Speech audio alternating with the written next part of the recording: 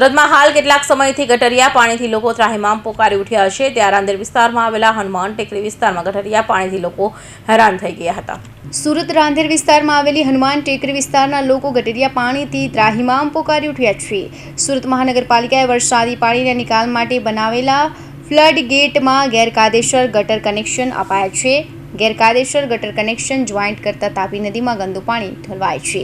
ગંદા પાણીના કારણે અસહ્ય દુર્ગંધ તેમજ સ્થાનિકોને ચામડીનો રોગ થયો છે।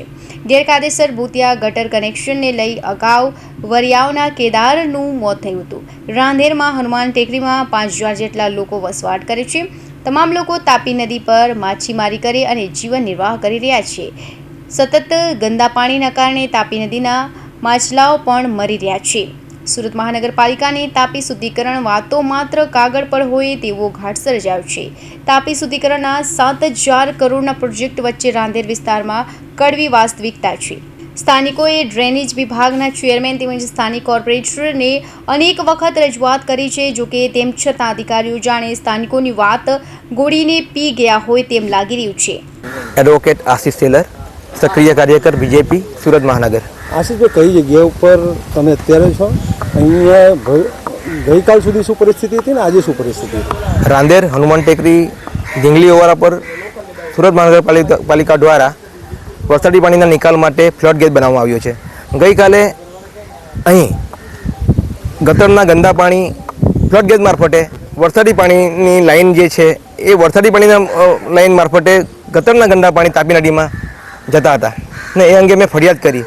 મારી ફરિયાદ બાદ બીજે દિવસે આ સમસ્યા નિકાલ થઈ ગયો છે, પરંતુ વારંવાર મેં આવી રજૂઆત કરું છું, વારંવાર આ સમસ્યાનો નિકાલ થાય છે, પણ કાયમી નિકાલ આવતો નથી। ગઈકાલે મેં બાબુભાઈ કાપડિયા, કેયુરભાઈ ચપટવાલા એમને મેં રજૂઆત કરી। કેયુરભાઈ ચપટવાલાએ આ રજૂઆતને આધારે આજે કોર્પોરેશનના અધિકારીને સ્થળ પર મોકલ્યા, ફ્લડ ગેટ બંધ કરાવ્યો, પાણીનો નિકાલ થઈ ગયો, પણ એનો કાયમી નિકાલ થતો નથી।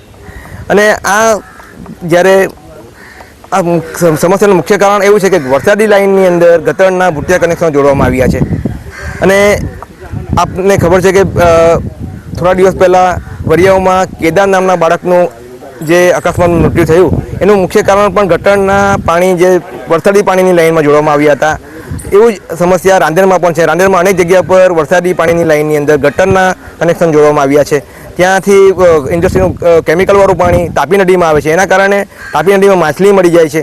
અહીંયાના સ્થાનિક માછીમારોને ચામડીના રોગો થાય છે। આવી બધી ગંભીર સમસ્યા આજે સુરત મહાનગરપાલિકા તાપી શુદ્ધિકરણ પ્રોજેક્ટ પાછળ 700 કરોડ જેવું મોટું બજેટ લઈને બેઠી છે। તો આ બધી સમસ્યાઓ રાંદેરનો હનુમાન ટેકરી વિસ્તાર, વરિયાવ વિસ્તાર, આ બધા વિસ્તારોમાંથી પાણી ગટરનું પાણી તાપી નદીમાં જાય એ યોગ્ય નથી। આ અંગે સુરત મહાનગરપાલિકાએ વિચારવું જોઈએ, એના માટે આયોજન કરવું જોઈએ, એ હું સુરત મહાનગરપાલિકાને વિનંતી કરું છું।